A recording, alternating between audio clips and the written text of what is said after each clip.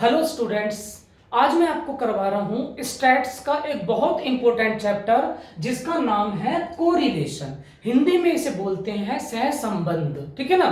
ये आपका दिल्ली यूनिवर्सिटी के अंदर इसका एक क्वेश्चन कम से कम 9 नंबर का और मैक्सिमम 12 नंबर का 100% आता है क्वेश्चन।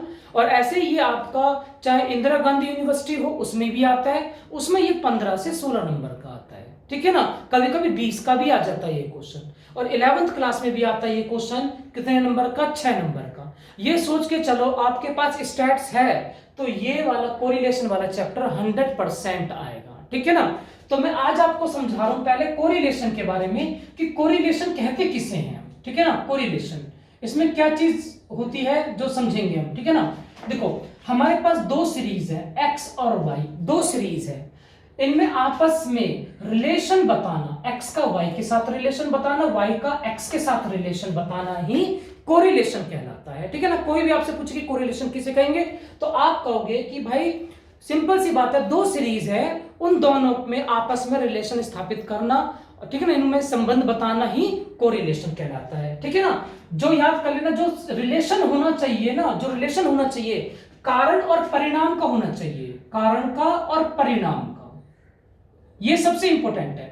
एक्स और वाई में जो संबंध होता है ना वो कारण और परिणाम का होना चाहिए। ठीक है ना। और ये संबंध आपका क्या होता है, सेम डायरेक्शन, जो रिलेशन होता है वो सेम डायरेक्शन में भी हो सकता है या अपोजिट डायरेक्शन में भी हो सकता है। ये जरूर बात लिख देना कि एक्स और वाई के अंदर जो रिलेशन होता है वो सेम डायरेक्शन में भी हो सकता है और अपोजिट डायरेक्शन में भी हो सकता है। मैं आपको एक एग्जांपल देता हूं। देखो जैसे मान लो, अगर मान लो किसी कोई भी चीज है, कोई भी आइटम है, उसकी कीमत बढ़ गई है, कीमत बढ़ गई है तो क्या होगा, उसकी मांग क्या हो जाएगी? कीमत बढ़ गई तो मांग क्या हो जाएगी? कम हो जाएगी, नहीं हो जाएगी? उसकी डिमांड क्या हो जाएगी? कम हो जाएगी। समझ आ गया। तो यही बात बताई गई है। अगर एक्स यानी कि अगर किसी भी चीज की कीमत बढ़ती है तो वाई उसकी यानी कि मांग, उसकी कीमत क्या हो जाती है? कम हो जाती है। ये कम क्यों हो रही है? इसका कारण क्या है? कीमत बढ़ने का कारण है। और परिणाम क्या है कि मांग कम हो गई। तो ये कारण हो गया और ये परिणाम हो गया। कारण क्या है? कीमत बढ़ गई। और परिणाम क्या हुआ? मांग घट गई। ठीक है ना। ये कौन सा वो है? अपोजिट, याद कर लेना, अपोजिट डायरेक्शन का हुआ है रिलेशन है ये। एक है सेम डायरेक्शन। देखो मैं बताता हूं, देखो अगर कभी कभी क्या होता है, अगर कीमत बढ़ गई, कीमत बढ़ गई, ठीक है ना, तो क्या होता है, जो सप्लाई होती है यानी कि पूर्ति जो होती है, यानी सप्लाई, सप्लाई सॉरी सप्लाई भी बढ़ जाती है। कभी आपने देखा है अगर किसी चीज की कीमत ज्यादा होगी तो सारे सारे जो प्रोडक्शन वाले होते हैं उस चीज को बनाने लग जाते हैं, क्योंकि कीमत ज्यादा है तो प्रोडक्शन उसका बनाने लग जाते हैं। तो अगर कीमत ज्यादा हो गई है तो समझ लो कि सप्लाई भी ज्यादा कर देंगे, वो प्रोडक्शन जो करते हैं फैक्ट्री वाले वो ज्यादा से ज्यादा बनाने लगेंगे कि हमें ज्यादा प्रॉफिट होगा। तो सिंपल सी बात है, ऐसी स्थिति में क्या होता है, अगर कीमत बढ़ गई है तो सप्लाई भी क्या हो जाएगी? बढ़ जाएगी। इसे क्या कहते हैं? Same direction. ये है आपका सेम डायरेक्शन का, सेम डायरेक्शन का एग्जांपल। ये हो जाता है अपोजिट डायरेक्शन, अपोजिट डायरेक्शन। बस इतना ही बात याद करनी है, यही होता है आपका कोरिलेशन। ठीक है ना। ऐसे मैं बता देता हूं जल्दीबाजी में, ठीक है, थोड़ा सा। एक्स कोरिलेशन किसे कहते हैं? एक्स और जो दो सीरीज है, मान लो एक्स और वाई, इन दोनों में आपस में रिलेशन को बताना कि क्या एक्स का वाई के साथ क्या रिलेशन है, वाई का एक्स के साथ क्या रिलेशन है। ठीक है ना। इन दोनों में जो रिलेशन होना चाहिए ना, कारण और परिणाम का रिलेशन होना चाहिए। ठीक है ना, याद कर लेना। और जो जो रिलेशन है वो सेम डायरेक्शन की तरफ भी हो सकता है और अपोजिट डायरेक्शन में भी हो सकता है। ठीक है ना। एक एग्जांपल बता दिए मैंने। देखो जैसे मान लो एक्स, मान लो कि कीमत है, और वाई क्या है आपका? क्या है ये? मांग। मांग का मतलब क्या होता है? ये है प्राइस, और ये क्या है? मांग यानी डिमांड। ठीक है ना। अगर कीमत बढ़ेगी तो डिमांड क्या हो जाएगी? कम हो जाएगी। अगर कीमत बढ़ेगी तो डिमांड क्या हो जाएगी? कम हो जाएगी। तो देखा, ये कारण है। कारण क्या था कि कीमत बढ़ गई। ठीक है ना। और परिणाम क्या हुआ? मांग घट गई। तो ये क्या? Opposite direction. देखो ये ऊपर जा रहा है, ये नीचे आ रहा है। एक है सेम डायरेक्शन। अगर मान लो कभी कभी क्या होता है, कीमत बढ़ जाती है तो उसकी सप्लाई भी बढ़ जाती है। सप्लाई क्यों बढ़ती है? बंदे सोचते हैं, जो प्रोडक्शन वाले सोचते हैं कि भाई कीमत बढ़ गई है तो चलो इसी को बनाना चाहिए, हमें ज्यादा प्रॉफिट होगा, तो वो ज्यादा से ज्यादा बनाते हैं, तो सप्लाई भी क्या हो जाती है उसकी, बढ़ जाती है वो। तो ये हो जाता है आपका कोरिलेशन की डेफिनेशन, ठीक है ना। अब मैं इसके ऊपर एक क्वेश्चन करवाऊंगा आपको, जो कार्ल पियर्सन वाले तरीके से, ठीक है। अगर ये समझ आ गया हो तो सब्सक्राइब जरूर कर देना और साथ में लाइक भी कर देना, ताकि मैं आगे आपको और करवाऊंगा तो आपको जल्दी से आपको ये वीडियो मिल जाएगी उसकी, ठीक है ना। तो देखो एक क्वेश्चन है x और y, ये एक क्वेश्चन दे रखा होगा, ये कार्ल पियर्सन वाले तरीके से मैं आपको करवा रहा हूं, ठीक है ना। ये क्या निकालना मुझे, कोफिशिएंट ऑफ कोरिलेशन निकालने के लिए बोलेगा। ये x और y दो लाइन देगा, हमेशा आपको ये ऐसे दो लाइन देगा, एक इसको मान लेंगे हमेशा कैपिटल में x, इसको मान लेंगे हमेशा कैपिटल में y, ठीक है ना। सबसे पहले क्या करना है, जब भी आप ये क्वेश्चन आ जाए तो कॉपी में उतार लेना, जब भी पेपर में होगा तो उसे उतार लेना है, सेम ऐसे क्वेश्चन, इसका टोटल कर देना, इसका भी टोटल कर देना, ठीक है ना।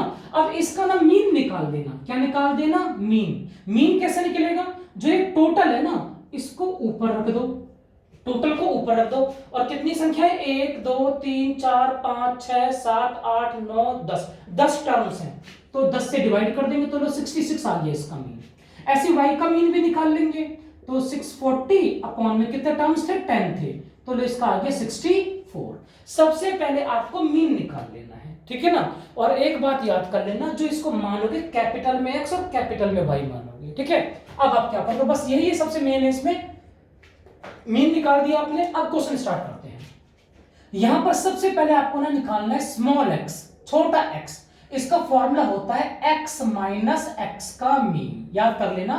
सबसे पहले क्या निकालेंगे, स्मॉल x निकालेंगे, क्या होगा, x माइनस x का मीन। इसका मतलब पूरी लाइन को मीन में से माइनस करते जाना है, तो 66 माइनस ये मीन कितना है, 66 है, तो 66 माइनस 66 कितना हो जाएगा, 0। 68 माइनस 66, 68 में से 66 गया कितना गया, 2। 69 में से 66 गया 3, 72 में से 66 गया कितना आ गया, 6। बस मैंने क्या, x माइनस मीन, यानी पूरी लाइन को मीन में से माइनस करते जाना है। 65 में से 66 गया, ये तो -1 आ गया। 59 में से 66 गया, यानी कि माइनस का 7 आ गया। 62 में से 66 गया, माइनस का 4 आ गया। 67 में से 66 गया 1, 61 में से 66 गया, माइनस का 5 आ गया, और 71 में से 66 गया 5 आ गया, प्लस का 5 आ गया। बस ये होता है स्मॉल x, ठीक है ना। स्मॉल x निकालने के बाद हमेशा ना इसका स्क्वायर कर देना चाहिए, जो x निकाले ना इसका स्क्वायर कर देना चाहिए। 0 4 9 36 1 49 16 1 25 एंड 25, ये लो, ये हो गया इसका, बस इतना ही ये था, x के साथ ये करना है। सेम ऐसे अब क्या करना है मुझे, y के साथ करना है, स्मॉल y निकालना है, बिल्कुल सेम ऐसे ही है, स्मॉल y स्मॉल y कैसे निकालेंगे, जो भी मैंने बताया था, y माइनस y का मीन, यानी पूरी लाइन को मीन में से माइनस करते जाओ। 65 माइनस 64 कितना आ जाएगा, 1। 64 minus 64 0। 67 minus 64 3। 69 minus 64 5। 64 minus 64 0। 60 minus 64 minus 4। 59 minus 64 minus का 5। 68 माइनस 64 4। 60 में से 64 गया, माइनस का 4। 64 माइनस, बस याद करना ये जो माइनस करना है इसमें थोड़ा ध्यान देना, क्योंकि ये सोच के चलो 10% बच्चों का यही गलत हो जाता है, ठीक है ना। तो बस इसको अच्छी तरह से करना। अब क्या करना, जब छोटा y निकाले तो क्या करेंगे, इसका स्क्वायर कर देंगे, जैसे हमने यहाँ करा था, x के साथ करा था। 1 0 9 25 0 16 25 एंड 16 16 0। मैंने क्या करा है, सिर्फ इसका ना स्क्वायर करा है बस, ठीक है ना। और बस एक लाइन और निकालनी बस आपको, एक्स वाई, यानी स्मॉल एक्स स्मॉल वाई को आप इनटू कर दो, स्मॉल एक्स स्मॉल वाई, ठीक है ना। देखो कैसे करना है इनटू, पहले जब भी आप क्वेश्चन करोगे तो ज्यादातर बच्चों का एक्स वाई इनटू ही गलत होता है, तो आप ऐसे उंगली रख लो एक्स और वाई पे। 0 को 1 से करोगे 0, ऐसे 2 को 0 से करोगे 0, 3 3 जा 9, 6 5 जा 30, -1 को 0 से करेंगे 0, 7 4 जा 28, 5 4 जा 20, 4 1 जा 4, 5 4 जा 20, 5 को 0 से करेंगे 0, लो ये बस इतनी ही लाइनें निकालनी पड़ती है, 1 2 3 4 5। जब भी आप कार्ल पियर्सन का क्वेश्चन करोगे, ठीक है ना, तो ये बस 4 ही लाइन निकालना, 5 लाइन निकालनी, 1 2 3 4 5, बस ये लाइन निकालनी है, ठीक है ना। अब इन सब का क्या कर दोगे आप, टोटल कर दोगे, इसका कर दोगे टोटल, इसका टोटल कर दोगे, इसका टोटल कर दोगे, और स्मॉल एक्स ये इन सब का टोटल कर देंगे, ठीक है ना। क्या देखो कैसे करेंगे, टोटल तो करना आता है सबको, 6 3 9 और 2 11, 11 और 1 12, ठीक है ना। 12 हो गया प्लस का, 5 5 10 4 14, यानी -2 -7 और 2 -9 और -10, यानी कि माइनस का 10 आ गया आपका, ठीक है ना। अब ऐसे इसको भी प्लस कर दोगे आप, एक्स स्क्वायर को प्लस करेंगे कितना आ जाएगा, इसका टोटल आ जाएगा आपका 166, ठीक है ना। अब y का करेंगे, 4 से 4 कट गया, 5 और 4 9, 5 3 8 और 1 9, 0 आ गई। तो अब y का स्क्वायर करेंगे, ठीक है ना, y का स्क्वायर कितना आ जाएगा इसमें 108, 16 16 32, 16 3 48, 48 और 50 98 और 108, ये आ गया आपका, ठीक है ना। अब x और y का टोटल करेंगे, x और y का टोटल करेंगे तो कितना आ जाएगा इसमें, आपका आ जाएगा 111। बस कैलकुलेटर तो आपके पास हो गई, क्योंकि यूज तो कर सकते हो उसमें, बस आपको बस इतनी ही लाइनें निकालनी है और बाकी कुछ भी नहीं करना। बस देखो क्या निकालना है, कोफिशिएंट ऑफ कोरिलेशन, ये बोलेगा कोरिलेशन, याद करना, कोफिशिएंट ऑफ कोरिलेशन, इसको आर से डिनोट किया जाता है। किससे डिनोट किया जाता है, आर से, स्मॉल आर से। इसका फॉर्मूला होता है sigma x y upon under root sigma x की square into sigma y square. बस आप ना इसी फॉर्मूले को ही यूज करना, जब भी बोल दे कार्ल पियर्सन, सिर्फ यही यूज करना। एक बहुत बड़ा फॉर्मूला भी होता है, n sigma x y minus sigma x sigma y upon में अंडर रूट सिग्मा एक्स की स्क्वायर, ठीक है ना, n sigma x square minus sigma x का whole square root n sigma y square minus sigma y का whole square, r बराबर। एक ये वाला भी फॉर्मूला होता है, जब हम छोटे से ही निकाल सकते हैं तो बड़े की क्या जरूरत, क्योंकि दोनों से आंसर क्या आएगा, सेम आएगा। एक्स वाई की जगह ना अपने बुक में देखा होगा dx dy दे रखा होता है ऐसे, ठीक है ना, सिग्मा dx dy, उसको ना इस फॉर्मूले में लिख सकते हैं, ठीक है ना। तो मैं आपको बता रहा हूं ना, जब इस बड़े से फॉर्मूले से क्यों करें, जब आपका छोटे वाले फॉर्मूले से सॉल्व हो जाएगा और आंसर सेम ही आएगा, चाहे इससे कर लो चाहे इससे कर लो, आंसर सेम आएगा, ठीक है ना। तो हम ये बड़ा फॉर्मूला क्यों लगाए हम, ठीक है ना। ऐसा कुछ नहीं होता कि ये भी कार्ल पियर्सन का फॉर्मूला, वो भी कार्ल पियर्सन का फॉर्मूला है, तो इसीलिए क्या होगा, इसी को सॉल्व करो, सिग्मा एक्स वाई कितना है आपका 111, सिग्मा एक्स स्क्वायर का टोटल कितना था 166, और सिग्मा वाई स्क्वायर का टोटल कितना, देखो सिग्मा का मतलब होता है यहां पर टोटल, कभी भी किसी के साथ सिग्मा आ जाए, सिग्मा का मतलब टोटल होता है, यानी एक्स वाई का टोटल, सिग्मा एक्स स्क्वायर का टोटल है 166, वाई स्क्वायर का टोटल 108, आर बराबर 111, इन दोनों को मल्टीप्लाई कर दो, मल्टीप्लाई कर देंगे तो कितना आ जाएगा, इन दोनों को मल्टीप्लाई करेंगे तो जो भी देख लेना, मल्टीप्लाई करके जो भी आ जाएगा, और जो मल्टीप्लाई करके जो आएगा उसे रूट से बाहर कर देना वो कैलकुलेटर से, तो ये आ जाएगा आपका 133.89, ठीक है ना। ये पहले मैंने क्वेश्चन सॉल्व कर रखा है ताकि मुझे कैलकुलेशन ना करनी पड़े, ठीक है ना, क्योंकि इतना टाइम नहीं होता, आपको सिर्फ 20-25 मिनट की एक वीडियो बनानी होती है हमें, तो ताकि आपको जल्दी से समझ आ जाए। अगर उसी में हम कैलकुलेशन करेंगे तो आप थोड़ा पजल हो जाओगे, तो इसीलिए मैंने आपको कैलकुलेशन इसमें मैंने पहले कर रखी थी, इसलिए मैंने इसमें रख दिया सीधा। अब आप इसको इससे डिवाइड कर दो तो ये आंसर आ जाएगा आपका 0.829, बस इतना क्वेश्चन होता है।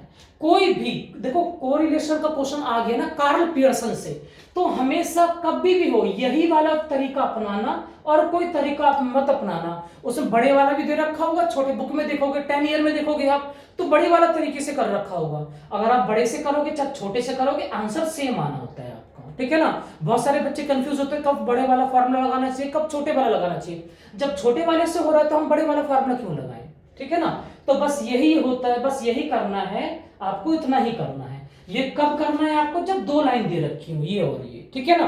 अब मैं एक नेक्स्ट वीडियो बनाऊंगा जिसमें आपको इंटरवल वाले क्वेश्चन दे रखे होंगे, जैसे 10 to 20, 20 to 30, 30 to 40, 40 to 50, वो वाला तरीका करवाऊंगा, ठीक है ना। उसको भी मैं इसी फॉर्मूले से ही करवाऊंगा, बिल्कुल यही तरीका करवाऊंगा इसको भी, ठीक है ना।